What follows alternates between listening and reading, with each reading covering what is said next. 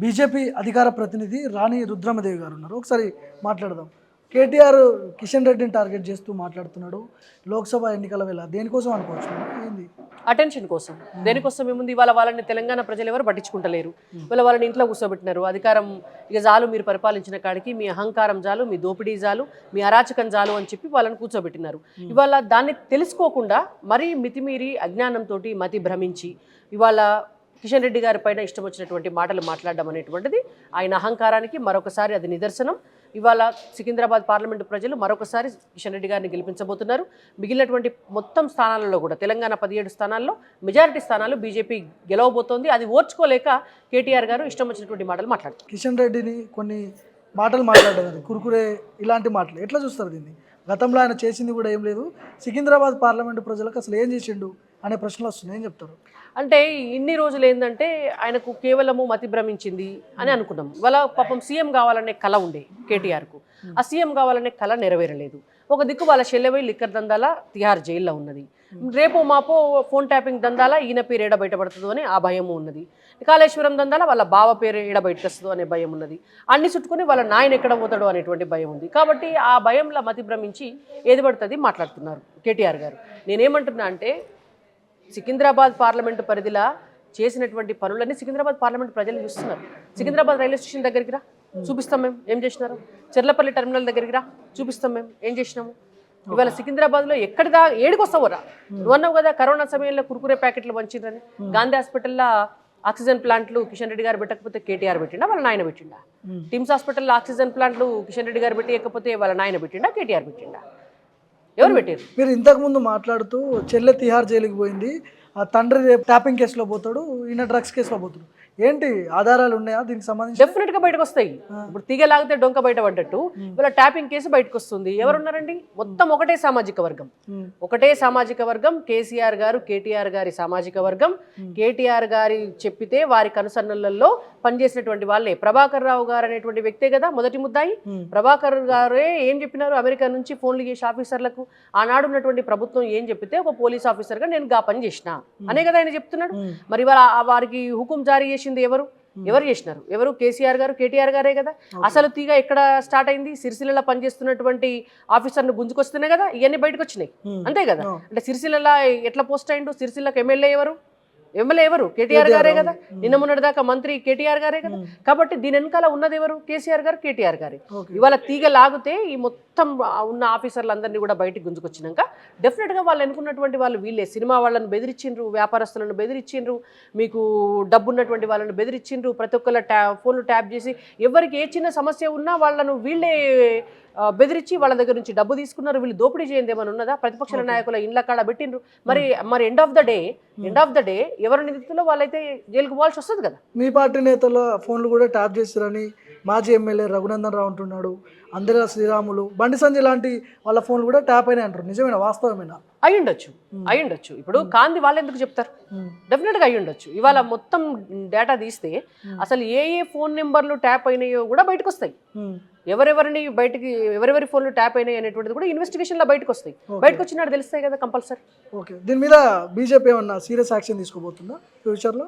అంటే ఇవాళ అది ఫోన్ ట్యాపింగ్ వ్యవహారం అనేటువంటిది రాష్ట్ర పరిధిలో ఉన్నటువంటి అంశము. రాష్ట్ర ప్రభుత్వం ఒక నిర్ణయం తీసుకొని చేసినటువంటి పని అది. ఇవాళ వాస్తవానికి ఎక్కడన్నా తీవ్రవాద సంస్థలు ఉంటే, తీవ్రవాదులు ఉంటే, అనుమానాస్పదంగా ఎవరైనా ఉంటే, సదరు ఎవరన్నా ఇంపార్టెంట్ అని అనుకుంటే ఒకళ్ళయో ఇద్దరియో ఫోన్లు ట్యాప్ చేస్తారు. కానీ ఇవాళ మన తెలంగాణ రాష్ట్రంలో ఉన్నటువంటి గతంలో ఉన్నటువంటి రాష్ట్ర ప్రభుత్వం ఏం చేసింది? వాళ్ళ స్వప్రయోజనాల కోసం, ప్రతిపక్ష నాయకులను బెదిరించడం కోసము, డబ్బు దోపిడీ చేయడం కోసము, సినిమా వాళ్ళను లొంగదీసుకోవడం కోసం ఈ ఫోన్ ట్యాపింగ్ వ్యవహారాన్ని చేసి ఎవ్వరూ లేకుండా వాళ్ళొక్కరే రాజ్యం వెళ్ళాలి అనేటువంటి ఒక దుర్బుద్ధితో చేసినటువంటి వ్యవహారం ఇది. కాబట్టి దీంట్లో ఇన్వెస్టిగేషన్ జరుగుతున్నప్పుడు ఇది రాష్ట్ర ప్రభుత్వ పరిధిలోకి వచ్చేటటువంటి అంశం. కాబట్టి రాష్ట్రంలో అధికారంలో ఉన్నటువంటి కాంగ్రెస్ పార్టీ డెఫినెట్గా బాధ్యతాయుతంగా వ్యవహరించి ఇందులో ఉన్నటువంటి నిందితులు ఎవరైతే ఉన్నారో వాళ్ళందరికీ కూడా శిక్ష పడేలాగా చేయాలని చెప్పి మా పార్టీ తరఫున మేము డిమాండ్ చేస్తున్నాము. డెఫినెట్గా మేము ఆ స్టాండ్ పైన నిలబడతాం. ఇదే ఫోన్ ట్యాపింగ్లో గతంలో ఓటుకున్న కేసులో రేవంత్ రెడ్డి జైలుకి వెళ్ళాడు. సో అందులో కేసీఆర్ది కీలక పాత్ర అని మీ పార్టీ నాయకులు చెప్తున్నారు. ఇప్పుడు రేవంత్ రెడ్డి ముఖ్యమంత్రి అయిన తర్వాత వాళ్ళ మీద చర్యలు తీసుకునే అవకాశాలు ఎంతవరకు ఉన్నాయి, మీకు ఏమనిపిస్తుంది అసలు? డెఫినెట్ గా తీసుకుంటారు. ఇప్పుడు ట్యాపింగ్ చేసేటప్పుడు అన్ని ఒకటెనుకొకటి ఏ సందర్భాలలో చేసినారు, ఎట్లా చేసినారు అన్ని బయటకు వస్తాయి కదా. ఈ డేటా బయట తీసుకున్నప్పుడు అది కూడా బయటకు వస్తుంది. ఇప్పుడు ఆనాడు రేవంత్ రెడ్డి గారు ఎవరెవరితో ఫోన్లలో మాట్లాడినారు, ఎవరెవరితోటి ఆడికి రమ్మన్నారు, ఆ స్టీఫెన్ గారి దగ్గరికి పోయే ముందు ఏం మాట్లాడినారు, అదంతా కూడా ట్యాప్ అయ్యి ఉంటుంది. అయింది కాబట్టి మంచిగా సీసీ కెమెరాలు పెట్టి ఆయనను కూడా వీళ్ళు దొరకబట్టినారు, లైవ్ లో దొరకబట్టినారు. కాబట్టి డెఫినెట్ గా అప్పుడు కూడా ట్యాప్ చేసిన వాళ్ళు కనుక ఉండి ఉంటే వాళ్ళు కూడా బయటకు వస్తారు. సో గవర్నమెంట్ ఇప్పుడు కాంగ్రెస్ పార్టీ ఉంది కాబట్టి అప్పుడు ఇంకా ఎవిడెన్స్ కూడా దొరుకుతాయి. రేవంత్ రెడ్డి గారు మాట్లాడిన అంశాలు కూడా బయటకు వస్తాయి కదా. కాంగ్రెస్ పార్టీ అధికారంలో ఉంది రాష్ట్రంలో. గతంలో ప్రతిపక్ష పార్టీ ఎమ్మెల్యేల మీద ఫోన్ ట్యాపింగ్ ఇవన్నీ జరిగినాయి. వాళ్ళ మీద ఎవరైతే పాల్పడ్డారో వాళ్ళ మీద చర్యలు ఏమైనా తీసుకుంటారు అని మీరు అనుకుంటారు? తప్పకుండా తీసుకుంటారు కదా. అంత ఫోన్ ట్యాపింగ్ చేసిన తర్వాత అధికారులు వాళ్ళ అధికారాన్ని దుర్వినియోగం చేసిన తర్వాత ప్రభుత్వంలో ఉన్నటువంటి పెద్దలు అధికారులను అడ్డం పెట్టుకుని వాళ్ళ చేత తప్పులు చేయించినప్పుడు ఇవాళ అసలు ఫోన్ ట్యాపింగ్ అనేటువంటి ఇతర వ్యక్తుల వ్యక్తిగత ఇన్ఫర్మేషన్ ని దోపిడీ చేయడానికి వాళ్ళకి ఎవరు హక్కు ఇచ్చినారు? అది నేరం, అది చాలా పెద్ద క్రైమ్. కాబట్టి డెఫినెట్ గా వాళ్ళందరికీ కూడా శిక్షలు పడే అవకాశాలు ఉంటాయి. ఓకే. సో ఎట్లా 14 సీట్ల మీ టార్గెట్ 17, వాళ్ళేమో 14 పార్లమెంట్ మొత్తం మాయ అంటారు. మీ ఎన్ని? వాళ్ళు ఏమన్నా చెప్పుకోనియండి. ప్రజలు బీజేపీ వైపు ఉన్నారు, ప్రజలు కమలం పువ్వు గుర్తు మీద ఓటేయాలనే దాంట్లో ఉన్నారు.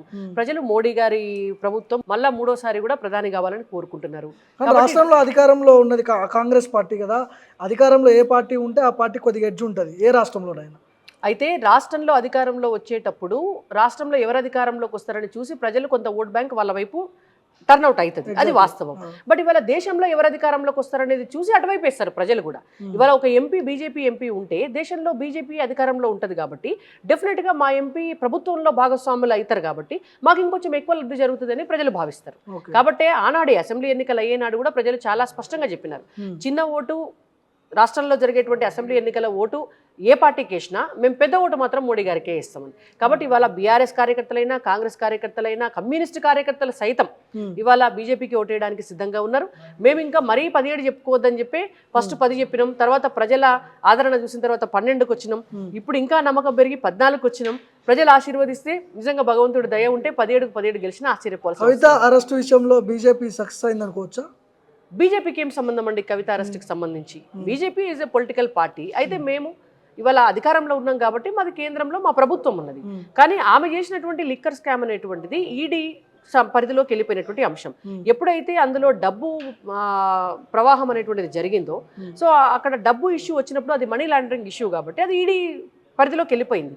సో ఈడీ అనేటువంటిది స్వయం ప్రతిపత్తి కలిగినటువంటి సంస్థ కాబట్టి వాళ్ళ ఇన్వెస్టిగేషన్లో వాళ్లకు ఆధారాలు దొరికి ఎక్కడో ఢిల్లీలో తీగలాగితే ఇక్కడ డొంక గదిలినట్టు అందులో ఉన్నటువంటి ఓ 20-30 మంది ఎవరైతే నిందితులు ఉన్నారో అందులో ఆమె ఒకటి. కాబట్టి మిగిలిన ఎట్లా అరెస్ట్ చేసినారో ఆమెను కూడా అరెస్ట్ చేసుకొని పోయినరు. ఈడీ ఎప్పుడైనా కూడా సాక్ష్యాధారాలన్నింటినీ కూడా సేకరించిన తర్వాతనే ఛార్జ్షీట్ ఫైల్ చేస్తుంది. వీళ్ళు మేము నిందితులం కాదు, మాకు సంబంధం లేదని ప్రూవ్ చేసుకోవాల్సిన బాధ్యత ఉంటుంది. దానికి కవిత గారికి కూడా ఒక 10 సార్లు వాళ్ళు అవకాశం ఇచ్చినారు, 4 సార్లు ఇన్వెస్టిగేట్ చేసినారు. సో వాళ్ళకి ఈమెమి అందులోంచి ఆమె ఏమంటారు నిర్దోషిలాగా బయటపడలేదు. సో కాబట్టి వాళ్ళ దగ్గర ఎవిడెన్సెస్ ఉన్నాయి, తీసుకుపోయిన కోర్టు ముందు ప్రొడ్యూస్ చేసినారు. కోర్టు ఆమెను తిహార్ జైలుకు రిమాండ్కి పంపించింది. సో దానికి బీజేపీకి ఏం సంబంధం? ఆమె కడిగిన ముత్యంలో బయటకు వస్తా, నేను మనీ లాండరింగ్ కేసు కాదు రాజకీయ కక్ష అంటుంది మొన్న జైలుకు పోయే ముందు. ఏం చెప్తారు దీని గురించి? ఎండ్ల కడిగిన ముత్యం ఆమె ఇప్పుడు ఆమె లిక్కర్ల కడిగి కడుక్కొని వస్తుంది కావచ్చు మళ్ళా. ఇప్పుడు ఆమెకైతే అంటింది కదా, ఆమె లిక్కర్లో మునిగి ఉన్నది, లిక్కర్ దందాల మునిగి ఉన్నది. మరి అందులోనే మొత్తం కడుక్కొని ఆ లిక్కర్లనే మునిగి మళ్ళీ బయటకు వచ్చి ఫ్రెష్గా మరి మళ్ళీ ఇంకెన్లా కడుక్కొని వస్తుందో మాకు తెలియదు. ఓకే. సో గతంలో సంజయ్ ప్రెసిడెంట్గా ఉన్నప్పుడు కవితకి తిహార్ జైల్లో రూమ్ రెడీగా ఉంది అనే మాటలు నిజమైనాయి కదా. సో కాంగ్రెస్ పార్టీ వర్షన్ ఏంటంటే మొత్తానికి వీళ్ళు అనుకున్నది చేసిరని వాళ్ళు అంటున్నారు. సో నిజమేనా అనుకోవచ్చా అది? ఇప్పుడు ఒకటి ఇవాళ ఒక ఇన్వెస్టిగేషన్ జరుగుతుంది, డెఫినెట్గా దాని వెనకాల ఎవరున్నారు ఎవరు చేయించారు అనేటువంటిది మనకు కొంత అంచనా వస్తుంది. ఫోన్ ట్యాపింగ్ కేసు ఇన్వెస్టిగేషన్ జరుగుతుంది, దాని వెనకాల ఎవరుంటారు? కేసీఆర్ కేటీఆర్ కదా ఉంటారు, వేరే వాళ్ళైతే ఎవరు ఉండరు కదా, ఉండరు. డెఫినెట్గా మనం అంటాం కేసీఆర్ కేటీఆర్ ఉంటారు అని, అది ఒక సాధారణ పౌరులు కూడా అంటారు, మీరు కూడా అంటారు. కాబట్టి అది వాళ్ళు ఉండే అవకాశాలు ఉన్నాయి అనేటువంటిది ఊహించగలిగినటువంటి ఎవరైనా కూడా అంటారు. దాని వెనకాల బీజేపీ ఉండాల్సినటువంటి అవసరం లేదు, కాంగ్రెస్ ఉండాల్సిన అవసరం లేదు, ఎవరు ఉండాల్సినటువంటి అవసరం లేదు. వాళ్ళు డెఫినెట్గా చేసినారు, అది ప్రూవ్ అవ్వడానికి సమయం పడుతుంది. ఆ సమయం పడ్డప్పుడు వాళ్ళు జైలుకు పోతారు. ఇప్పుడు మీరు అంటారు మీ ఇంటి దగ్గర ఏదన్నా ఒక దొంగతనమో మర్డరో జరిగింది, పోలీసులు అరెస్ట్ చేస్తారు. చేసినప్పుడు వాడు ఇయ్యాలి కాబట్టి రేపైనా జైలుకి పోతాడు అంటమాను. అవును, జనరల్గా అంటాం. అంటే నువ్వు అన్నావు కాబట్టి నీకు మొత్తం తెలుసు, నువ్వే పంపించినావు అని అనలేరు కదా ఎవరు కూడా.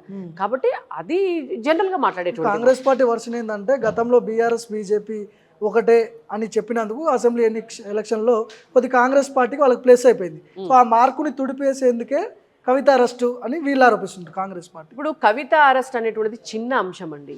ఆఫ్టర్ ఆల్ ఒక దందా చేసి ఆమె మీ పార్టీకి ఏదో మైలేజ్ వచ్చినట్టు ఆమెను అరెస్ట్ చేసే మా పార్టీకి మైలేజ్ వస్తే ఇక వాళ్ళ నాయననే అరెస్ట్ చేద్దాము.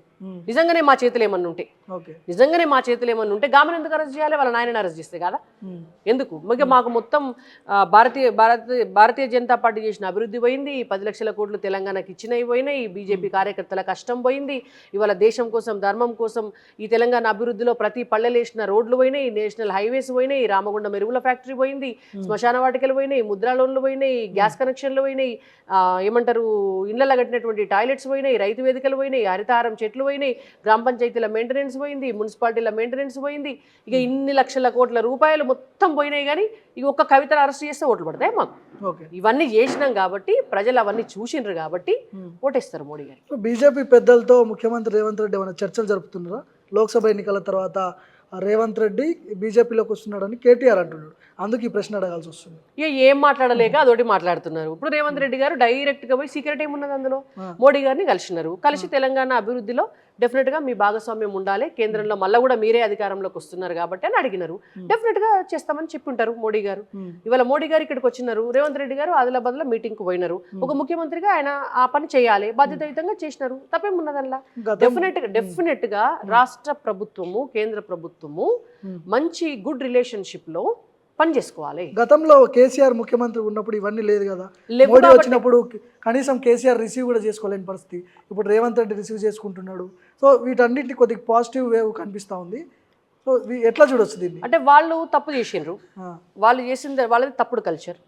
వాళ్ళు ఉన్నటువంటి ఒక కనీసం అంటే దేశ ప్రధాని వచ్చినప్పుడు రాష్ట్ర ముఖ్యమంత్రి వెళ్ళి వారిని సాధారణంగా స్వాగతించాలా. అది మినిమం రెస్పెక్ట్, అది మినిమం కన్సర్న్ అంటారు దాన్ని. కనీసం మీకు విలువలు తెలియవు, మీకు మర్యాద తెలియదు, మీకు గౌరవం తెలియదు. ఇవాళ ఇంకో కొత్త ముఖ్యమంత్రి కొత్త ప్రభుత్వం వచ్చినప్పుడు వాళ్ళ బాధ్యతను నిర్వర్తించిండ్రు. అది మనమందరం ఆహ్వానించదగా అంశం కదా. అన్ని చూస్తుంటే లోక్సభ ఎన్నికల తర్వాత రేవంత్ టీం మొత్తం బీజేపీలోకి వస్తుంది అనే వ్యాఖ్యలు కేటీఆర్ చేస్తున్నాడు. అందుకే ఇవన్నీ అడగాల్సి వస్తుంది. కేటీఆర్ వస్తాడు కావచ్చు, వద్దామని ఏమైనా కబురు పెడతాడు కావచ్చు. ఓకే, రిసీవ్ తీసుకుంటారు. మేము ఎట్టి పరిస్థితుల్లో తీసుకోండి, ప్రయత్నాలు చేస్తున్నాడు రావడానికి. ఎట్టి పరిస్థితుల్లో తీసుకోం. నిన్న ఆయన అన్నాడు కదా ఒక మాట, ఏది మాతో వాళ్ళతో పొత్తుకు మేము వద్దన్నామని మా మీద కక్ష కట్టిండ్రు అని. ఇవాళ పోయి బీఆర్ఎస్ తోటి పొత్తు పెట్టుకుంటారా ఎవరన్నా? ఇవాళ గతంలో 10 ఏళ్ళు మేము కేంద్రంలో అధికారంలో ఉన్ననాడే, 10 ఏళ్ళు వీళ్ళు ఇక్కడ అధికారంలో ఉన్ననాడే మేము ఎన్నడూ పొత్తు పెట్టుకోలే వాళ్ళతోటి, ఎన్నడూ ఎలక్షన్లో కలిసి కంటెస్ట్ చేయలేదు, ఎన్నడూ వాళ్ళ పార్టీతో పొత్తు పెట్టుకొని గవర్నమెంట్లకు వాళ్ళని తీసుకోలేదు. వాళ్ళ అవినీతి పరులు అనేది మోడీ గారికి తెలుసు, బీజేపీకి తెలుసు. కాబట్టి గతంలోనే మేము చేయలే, వాళ్ళు మంచిగా అధికారంలో ఉన్ననాడే మేము వాళ్ళని దగ్గర రానియలే, ఇవాళ దగ్గర రానిస్తామా? Okay, thank you madam, thank you so much. ఇది రాణి రుద్రమ్మ గారితో స్పెషల్ ఇంటర్వ్యూ.